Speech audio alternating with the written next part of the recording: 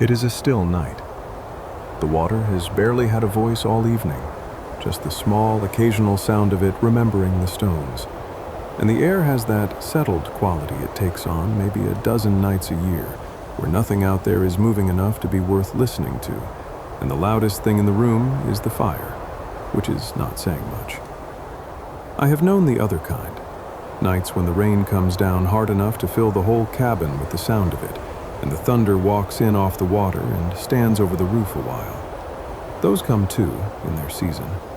But tonight the coast has set its work down for a few hours, and I am glad of it, because I have earned the sitting. I was across the island today, the far side, which I do not visit often because there is rarely a reason to do so. The chart of the far shore was due, past due, if I'm honest. I drew it last at entry 2091, and I can tell you that number without opening the ledger, the way I could tell you the soundings off the South Rocks or the true line of the reef at low water. Those things stay put in me, and a chart gone a year without tending is the sort of thing that stays put and nags. So this morning I took the small pack and the drawing board and went over through the trees, which is the only way over unless a man wants to row around, and rowing around takes longer than the errand is worth. The trees on the landward side are old, hung all through with moss, long gray beards of it that hang low enough in places that I have to go under them stooped.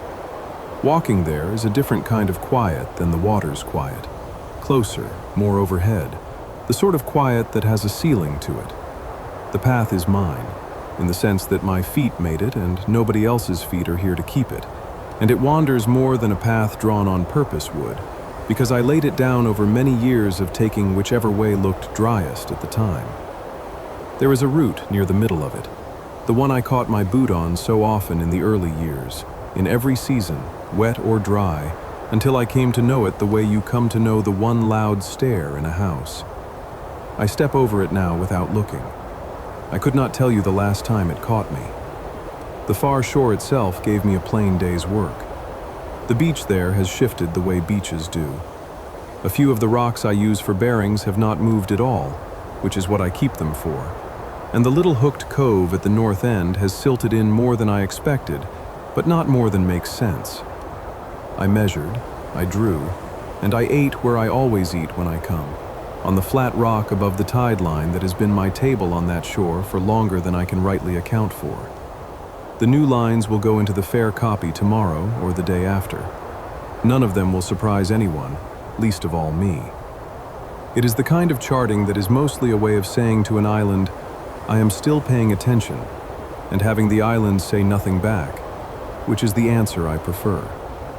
I came home through the trees with the light lowering, and setting the pack down, I saw the shells on the step had been turned again. Turned the way they always are, each one rolled over where it sits, top to bottom, neat, nothing scattered, nothing taken. I looked them over the way you look over anything familiar, and left them as they were. I gave up setting them back a long while ago. Whatever turns them takes such evident care that writing them always felt like quarreling with a neighbor over a fence neither of us built. Inside, the fire had kept its coals from the morning, which pleased me out of proportion to its usefulness, and it took the new wood without any fuss, and it has been going quietly in the stove ever since, more heard than seen, a low, steady sound of wood settling and catching behind the iron. The green glass float on the sill is showing especially well tonight. The lamp finds it about this hour and lays a little green on the white paint, a small coin of it that shifts as the flame shifts, and tonight the coin is clean and bright, and I sat looking at it longer than the thing strictly calls for. I have written down where the float came from, that is, in the ledger for anyone who cares to find it. It is a strange thing, what stays with a man and what does not, though he sets it all down the same way, in the same hand, on the same page. I can name the entry for any correction I have ever made to any chart, the day a spit moved, the year a channel silted up, the reef line redrawn. But the small housekeeping of my own rooms, the day that float came to the sill, I could not place if you asked me. I do not have anything to say about it. It is only how the keeping seems to work, Some things filed, some things gone before I know they are going. I stepped out a while ago to gather firewood for the morning, and the wood lights were out again. Landward, back the way I walked today, in under the moss. Small and low, a handful of them, moving the way they move, which is slowly and toward nothing I have ever been able to place. I take them for fairies, and always have, though I have never been near enough to one to be sure of it. Tonight there were 6 or 7 of them, keeping low among the trunks, none rising much above the height of a lantern carried loosely. One held apart from the rest, off near the base of a far tree, and stayed there, dimming and brightening in no order I could follow, while the others went on drifting. Now and then 2 would come near enough to be a single light, and then part again. They were in no hurry, and they were going nowhere, the way they never are and never do. And after a while, one by one, they slipped back deeper into the moss where I could not follow them by eye. I stood at the woodpile the whole time, with the armful I had come out for already gathered, not adding to it, until they had gone and I remembered what I was holding. I was in those same trees only this afternoon, and there was nothing in them but moss and my own path. That is how it has always been.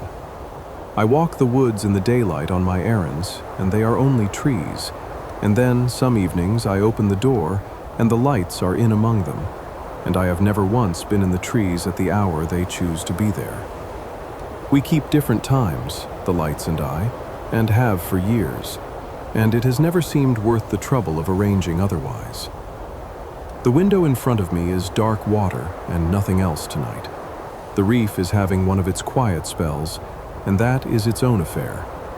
Behind me, through the wall, the trees and their lights are doing whatever they are doing. I am in the middle, at the desk, with the lamp and the green coin of light on the sill, and the fire going low in the stove, and the shells on the step lying the way something else prefers them.